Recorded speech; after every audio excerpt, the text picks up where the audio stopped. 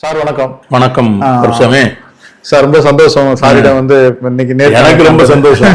அதாவது சார் கருப்சாமி கூட வந்து 35 வருஷம் அனுபவம். ஆமா சார். கருப்சாமி வந்து இதுக்கு பின்னால வந்து திரைக்கு பின்னால்தான் நான் பார்த்திருக்கேன் சார். அதாவது பல ஆங்கர் பிரசங்களை உட்கார வச்சு எப்படி கேள்வி கேட்கறது அதெல்லாம் நீங்க சொல்லி கொடுத்ததெல்லாம் எனக்கு தெரியும். மகிழ்ச்சி சார். இப்போ நீங்களே கேள்வி கேட்க நான் பதில் சொல்லணும். பார்க்கலாம். மகிழ்ச்சி சார். விஜய் பிரதமராக நினைப்பதில் என்ன தவறு? தவறு ஒன்றும் இல்லை. இந்த நாட்டில் வந்து வாக்காளர் எல்லாருக்கும் பிரதமராகக்கூடிய தகுதி இருக்கு. ஒரு கூட்டணி, அந்த கூட்டணி வந்து கொகசிவா செயல்படுறது வந்து ஒரு மியூசிக் பார்ட்டி மாதிரி. அதில் வந்து எல்லா இன்ஸ்ட்ருமெண்ட்ஸும் வந்து ஒரே மாதிரி அது பிளே பண்ணா தான் அது மியூசிக் பச்சரியா இருக்கும். மாணிக் தாகூரை முதலமைச்சர் ஆக்குவதுதான் தமிழ்நாடு காங்கிரஸ் கட்சியுடைய லட்சியம்னு நான் ஆரம்பிச்சேன்னு வச்சுங்க. அப்போ இந்த கூட்டணியினுடைய ஃபோக்கஸ் வந்து மாறி போகும். இப்போ வந்து இன்னைக்கு தாவேக அரசாங்கம், கூட்டணி அரசாங்கத்துக்கு முன்னால் உள்ள பிரச்சனை என்ன? அவங்களுக்கு வந்து மிகப்பெரிய சவால் காத்திருக்கிறது. அப்போ இதில் வந்து அவர்களுடைய கவனம் வந்து இதில் முழுமையாக இருக்க வேண்டும். அமைச்சர்களுடைய கவனமோ, சட்டமன்ற குறிப்பினுடைய கவனமோ, கூட்டணி கட்சிகளுடைய கவனமோ. இப்போ நான் வந்து மாணிக்கம் தாகூர் தான் முதலமைச்சர்னா மாணிக்கம் தாகூருக்கு ஒரு மேல என் மேல ஒரு சாஃப்ட் கார்னர் வரலாம். ஸோ அப்படி அவற்றை ஒரு நல்லெண்ணத்தை பெறுவதற்காக நான் ஆரம்பிக்கலாம். வடிவேலு சொல்ற மாதிரி அமெரிக்க ஜனாதிபதிக்கு வாழ்கிற மாதிரிலாம் கோஷம் போடும். அது வந்து கீழ் மட்டத்தில் காங்கிரஸ் கட்சியிலையும் பேசலாம், தாவேக்காவிலும் பேசலாம். ஆனால் மேல் மட்டத்தில் இருக்கிறவங்க தங்களுடைய கவனத்தை வந்து திசை திருப்பதற்கு வந்து அனுமதித்து விடக்கூடாது. நாளைக்கு விஜய் வந்து ஒரு 10 வருஷம் கழிச்சோ 5 வருஷம் கழிச்சோ இந்த தேசத்தினுடைய பிரதமரானா we will also be equally happy. ஆனால் எங்களுடைய தலைவர் ராகுல் காந்தி, எங்களுடைய பிரதமர் வேட்பாளர் ராகுல் காந்தி 2029 தேர்தல் வந்து நாங்க வந்து அவருடைய தலைமையில் தான் சந்திப்போம். அந்த தலைமையை ஏற்றுக்கொண்டு எங்களோடு கூட்டணியில் இருக்கிறவங்க இருக்கலாம். இல்ல நாங்க காங்கிரஸ் தனியா ஃபேஸ் பண்ண கூட தயாரா இருக்கோம். ஏன்னா போன தடவை செய்த தப்ப நாங்க செய்ய தயாரா இல்ல. இன்னும் அவங்க அந்த ரசிகர் மூடுல இருந்து இன்னும் மாறலையா? அமைச்சர்கள் வரைக்கும் இன்னும் அந்த மூடுல இருந்து மாறலையா? இல்ல, அதாவது எங்க தலைவர் மாணிக்கம் தாகூர் சொன்ன வார்த்தையை நீங்க பயன்படுத்துறீங்கன்னு நினைக்கிறேன். எக்ஸப்ட் வந்து செங்கோட்டையனை தவிர வேற யாருக்கும் வந்து ஒரு மினிஸ்டர் எக்ஸ்பிளைன் முடியாது, including the chief minister. Chief minister is வந்து வெரி கிளவர், வெரி ஸ்மார்ட். அவர் வந்து தேவையில்லாமல் பேசி எந்த விதமான வந்து ஒரு சலனங்களை வந்து சட்டமன்றத்துக்குள்ள ஏற்படுத்த அவர் தயாரா இல்லை. மற்ற அமைச்சர்கள் சில நேரங்களில் ஆர்வ கோளாறின் காரணமாக அவர்கள் வந்து வார்த்தைகளை வந்து சில நேரத்தில் தவறாக கொட்டி விடுகிறார். வந்து ஒரு நாடாளுமன்ற உறுப்பினராக உங்களுடைய பணிகளை செஞ்சிருக்கீங்க, சட்டமன்ற உறுப்பினராக உங்களுடைய பணிகளை, அந்த காலகட்டத்தினுடைய பார்வைக்கும் இப்போ இருக்கிற சட்டமன்றத்தினுடைய வேகத்திற்கும் இது எங்கே போய் முடியும்? இல்லை, அப்போ வந்து சட்டசமன்றம் வந்து அந்த காலத்தில் வந்து பார்த்தீங்கன்னா நாங்கள் இருந்த பீரியட்லாம் வந்து சீசன்டு பார்லமெண்டரியன்ஸ் இருந்த நேரம். எல்லாமே பெரிய ஸ்டால்வார்ட்ஸ். அந்த சைடில் பார்த்தீங்கன்னா நாஞ்சில் மனோகரன் அந்த மாதிரி வந்து பெரிய அவங்களும் ஒரு பெரிய வரிசையில் உட்காந்துருப்பாங்க. ஆர்.எம். வீரப்பன் இந்த மாதிரி ஆட்கள் எல்லாருமே அவங்களும் ஸ்டால்வார்ட்ஸ். கலைஞருடைய ப்ரெசன்ஸ் வந்து சட்டமன்றத்தில் வந்து ஒரு எல்லாரையுமே வந்து இன்ஃப்ளூயன்ஸ் பண்ணும். அவர் எல்லாரையும் மோட்டிவேட் பண்ணுவார். ஆளுங்கட்சிக்காரங்களை மட்டும் இல்லை, எதிர்கட்சிக்காரங்களையும் மோட்டிவேட் பண்ணி அவங்கள்ட்ட இருந்து பேச வைப்பார், உள்வாங்குவார். சட்டமன்றத்திற்கு போகிறதுங்கிறதே வந்து ஒரு பல்கலைக்கழகத்துக்குள்ளே போகிற மாதிரி இருக்கும். நிறையா விஷயங்கள் தெரிஞ்சுக்குவோம். நீங்கள் வந்து அவர் நம்ம லத்தீஃப் பாய் எழுந்துச்சு பேச ஆரம்பித்தாருன்னா சமஸ்கிருதத்தில் வந்து ஸ்லோகங்கள் அப்படி சொல்வார். அது மாதிரி கம்யூனிஸ்ட் கட்சியினுடைய மூத்த தலைவர்கள்லாம் வந்து அவங்களுடைய போராட்ட வாழ்க்கை வரலாறு, இது மாதிரி நல்ல ஒரு சட்டமன்றம். ஆனால் இன்னைக்கு வந்து எல்லாரும் வந்து அனுபவம் வந்து ரொம்ப குறைவு. எனக்கு என்ன ஏமாற்றம்னா திமுகவில் இருக்கிற சில அமைச்சர்கள் வந்து அவங்களுக்கு வந்து பொறுப்பு வந்து திமுகவுக்கு மட்டும் இல்லை. அப்பார்ட் ஃப்ரம் தேட் அவங்க வந்து மூத்த உறுப்பினர்கள். அவங்க சட்டமன்றத்திற்குள்ள வந்து இந்த புதியவர்களுக்கு வழிகாட்டக்கூடிய பணியில வந்து திராவிட முன்னேற்ற கழகத்தினுடைய மூத்த அமைச்சர்களும் சட்டமன்ற உறுப்பினர்களும் செயல்பட வேண்டும் என்பது என்னுடைய விருப்பம். ஏன்னா ஒன்ஸ் வந்து you come inside the assembly, இன்னைக்கு வந்து புதுசாக வந்திருக்கவங்களை வந்து நம்ம ஏற்றுக்கொள்ளக்கூடிய மனப்பக்குவம் வேணும். இவங்கெல்லாம் வந்து உட்கார்ந்துட்டான், இவங்க யாரு, இவங்களுடைய சரித்திரம் என்ன, இவங்களுடைய தகுதி என்ன, அந்த மாதிரி எண்ணம் வந்து எனக்கு வந்து வரவே கூடாது. ஆனால் இன்னைக்கு அமைச்சர்களாக வந்திருக்கிறவங்க வந்து தேவர் நோபடி, அவங்க இதுக்கு வரலாறு இல்லை, பின்புலம் இல்லை, அவங்க சொல்லிக்கிறதுக்கு வந்து அவங்கள்ட்ட பெரிய தகுதிகள் இல்லை. அப்போ யாரெல்லாம் வந்து அமைச்சராக இருக்கா, அதான் வந்து நான் வந்து நம்ம பள்ளிக்கல்வித்துறை அமைச்சர் ராஜ்மோகன் வந்து அவர் சொன்ன இதை பார்த்து நான் ரொம்ப நெகிழ்ந்து போனேன். அவர் படித்த பள்ளிக்கூடத்துக்கு போகிறாரு, போய் நேராக சத்துணவு கூடத்துக்கு போய் பார்க்குறாரு. சத்துணவு கூடத்தில் இருக்கிற பணியாளர்கள்லாம் அவரை வந்த உடனே அவரை மகிழ்ச்சியாக பார்க்குறாங்க. அங்கே போய் எல்லாம் டெஸ்ட் பண்ணிவிட்டு அந்த பணியாளர்களை பக்கத்தில் வச்சுட்டு அவங்ககிட்ட சொல்லாரு, அம்மா இங்கே தாம்மா எங்கள் அம்மா 30 வருஷம் வேலை பார்த்தாங்க, அந்த சாப்பாட்டை தாம்மா எனக்கு கொடுத்து என்னை வளர்த்தாங்க. அப்போ அந்த பணியாளருடைய கண்களில் கண்ணீர் வருது. இப்போ இவர் வந்து இன்னைக்கு வந்து பள்ளிக்கல்வித்துறையினுடைய அமைச்சராக இருக்கார். அப்போ இவங்க வந்து இன்னைக்கு அவரை ஏற்றுக்கொள்ளணுமா வேண்டாமா? இப்போ இந்த ராஜபாளையம் அமைச்சர் ஒன்று இருக்காங்கல்ல, ஜெகதீஸ்வரின்னு நினைக்கிறேன். அந்த அம்மா வந்து ராஜபாளையம் ஊராட்சி ஒன்றிய அந்த பிரைமரி ஹெல்த் சென்டருக்கு போகுது. பிரைமரி ஹெல்த் சென்டரில் போய் அந்த டாக்டர்கிட்ட போய் சொல்லுது, நான் இங்கே தாம்மா வந்து ட்ரீட்மெண்ட் பண்ணிக்குவேன், என்னுடைய கைனகாலஜிக்கல் ப்ராப்ளம்ஸ் இங்கே வந்து தான் நான் ட்ரீட்மெண்ட் பண்ணிக்குவேன், அதனால தான் எனக்கு இந்த மருத்துவமனையில் என்ன டெஃபிஷியன்சி இருக்குன்னு தெரியும். ஸோ இதை மாதிரி ஒவ்வொருத்தருமே ரொம்ப சாதாரணமாக இருந்து வந்தவங்க. அதனால நான் என்ன சொல்றேன் அப்படின்னா, இவர்களை ஏற்றுக்கொள்ளக்கூடிய மனப்போக்குவம் இன்னைக்கு வரணும். அதான் இன்னைக்கு வந்து சட்டமன்றத்தில் வந்து இன்னைக்கு மக்கள் எதெல்லாம் பார்க்குறாங்களோ பார்க்கலையோ, எல்லா வீடுகள்லையும் இன்னைக்கு வந்து விஜயினுடைய புண்ணியத்தில் சட்டமன்ற நிகழ்ச்சியை வந்து எல்லாரும் லைவ் பார்க்குறாங்க. 1 கோடி பேர் 2 கோடி பேர் பார்க்குறாங்க. இந்த இப்போ நேரடி ஒளிபரப்பில் வந்து நம்ம அவைக்குறிப்பில் நீக்கப்பட்டது எல்லாமே உடனே கட் பண்ணி போட்டுறாங்க. அது வந்து உங்களுக்கு வந்து அவை குறிப்புல இருந்து நீக்கிறதுங்கிறது வந்து அதெல்லாம் வந்து பார்த்தீங்கன்னா ஓல்டு ஸ்கூல் ஆஃப் தாட். என்னை பொறுத்த வரைக்கும் இன்னைக்கு வந்து பார்லிமெண்டரி டெமோக்ரஸி ஹஸ் மெச்சூர்ட். இன்னைக்கு மக்களுக்கு நல்லது கெட்டது பூரா தெரியுது. அவன் தான் டிவியில் பார்த்துருந்தான அப்புறம் என்ன நீக்கிறது? ஸோ ஆனால் ஒரு ரூல்ஸ் இருந்தால் அதை திரும்ப ரீல்ஸில் போடக்கூடாது. அது மாதிரி பத்திரிகையிலேயே அதை போடுறதில்ல.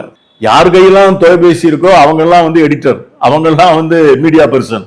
ஸோ அவங்க என்ன பண்ணுறாங்கன்னா இதை வந்து ரெக்கார்ட் பண்ணிக்கிட்டு இருக்காங்க அசம்பிளி ப்ரொசீடிங்ஸை. அப்புறம் அவங்க வேணும் போது கட் பண்ணி போடுறாங்க. பட் அது வந்து அப்ஜெக்ஷனபிள் தான், அதை தடுக்கணுங்க தான் என்னுடைய எண்ணம். இப்போது சட்டப்பேரவையில் நடைபெறும் விவாதங்களில் முதலமைச்சருக்கான கேள்விகளுக்கு அமைச்சர் பதில் சொல்கிறாங்க, அந்தந்த அமைச்சருக்கான கேள்விகளுக்கு வேறு அமைச்சர்கள் பதில் சொல்கிறாங்க. இன்றைக்குமே வந்து பார்த்தீங்கன்னா அமைச்சரவை வந்து கூட்டு பொறுப்பு தான். பெருந்தலைவர் காமராஜருடைய ஆட்சிய காலத்தை எடுத்துக்கிட்டிங்கன்னா தலைவர் காமராஜர் பேசவே மாட்டார். சட்டமன்றத்தில் வந்து ரொம்ப ரேரஸ்ட் ஆஃப் ரேர் எழுந்து ஒரு வார்த்தை அடிப்பார், ஒரே வார்த்தை. சிஎஸ் தான் எல்லாம் பண்ணுவார். ஆல் பேச்சு, பில் கொண்டாடுறது, டிமாண்ட்ஸ் எல்லாமே சிஎஸ் தான் பண்ணுவார். கலைஞர் வந்து எப்படின்னு கேட்டிங்கன்னா, கலைஞருடைய ஸ்டைல் என்னன்னா, அவர் வந்து காலையில் எல்லாருடைய கொஸ்டினையும் படிச்சுட்டு வருவார். இப்போ நீங்கள் அமைச்சர்கள் என்ன பண்ணுவாங்கன்னா தங்கள் துறை சார்ந்த கொஸ்டின் மட்டும்தான் ப்ரிப்பேர் ஆகி வருவாங்க.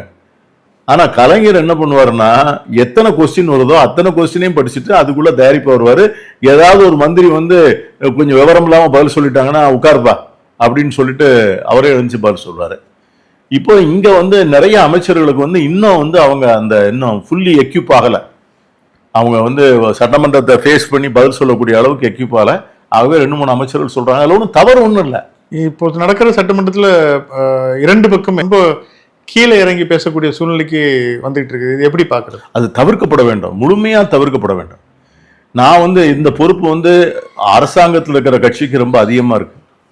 ஏன்னா இன்னைக்கு மானிய கோரிக்கையில் பேசுகிறவங்க மானிய கோரிக்கையுடைய பொருளோடே நின்றணும். ஆனால் அவங்கள வந்து விவாதத்துக்கு இழுக்கின்ற போது இவங்க அந்த போய் வலையில போய் மாட்டிக்க கூடாது. ஏன்னா இன்னைக்கு ஜனங்கள் வந்து 24 இந்த லைவ் டெலிகாஸ்ட் பார்க்கும்போது அவங்க அதான் ஃபீல் பண்றாங்க.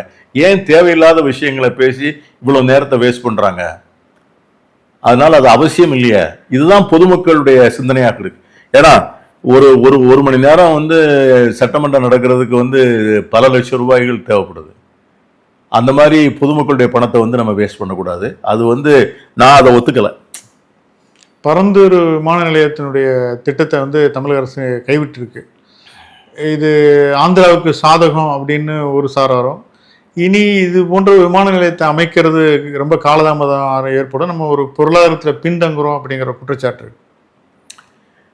அதாவது முதல்ல வந்து விஜயை பொறுத்த வரைக்கும், முதலமைச்சர் விஜயை பொறுத்த வரைக்கும் அவர் ஏற்கனவே வந்து பிஃபோர் முதலமைச்சரெல்லாம் ஆகிறதுக்கு முன்னாலே அவர் வந்து ஒரு அரசியல் ரீதியாக ஒரு பெரிய ஸ்டாண்ட் எடுத்துட்டார். அவர் அங்கே போராட்டம் நடத்துகிற மக்களை பார்த்துட்டு, எனக்கு வாய்ப்பு கிடைத்தால் நான் இந்த விமான நிலையத்தை கண்டிப்பாக நிறுத்துவேன், இந்த விமான நிலையம் வருவதற்கான வந்து இந்த இடத்துல வர்றதுக்கு நான் அனுமதிக்க மாட்டேங்கிற மாதிரி ஒரு ஸ்டாண்ட் அவர் எடுத்துட்டார். பரந்தூர் வந்து 2வது தான். ஃபர்ஸ்ட் சாய்ஸ் வந்து பன்னூர் தான்.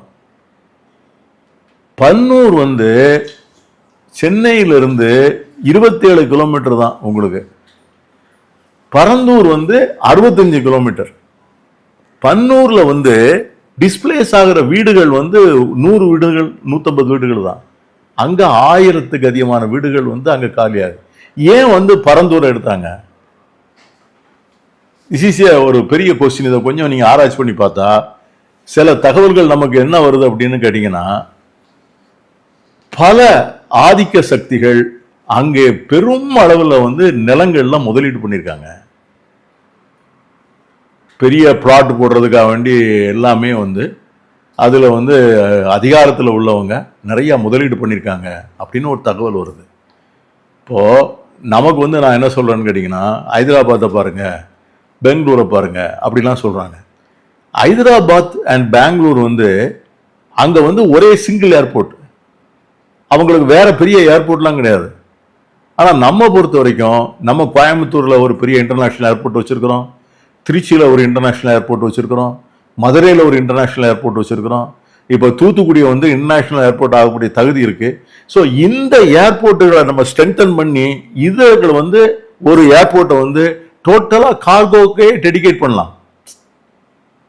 அதனால வந்து இது உடனடியாக வந்து இதனால எல்லாம் போயிடுச்சுங்கிறதெல்லாம் வந்து யாரும் சொல்ல முடியாது. ஆனால் அதே சமயத்தில் இன்னொரு பெரிய ஏர்போர்ட் தேவைதான். ஆனால் அது எந்த இடத்துல அப்படிங்கிறது வந்து, எந்த இடத்துல வந்து மக்களுடைய வாழ்வாதாரங்கள் பாதிக்கப்படாம, ஓரளவுக்கு இயற்கை வளங்கள் சேதப்படுத்தப்படாம அந்த இடம் ஒரு வாய்ப்பா கிடைச்சுன்னா அந்த இடத்துல வைக்கலாம்.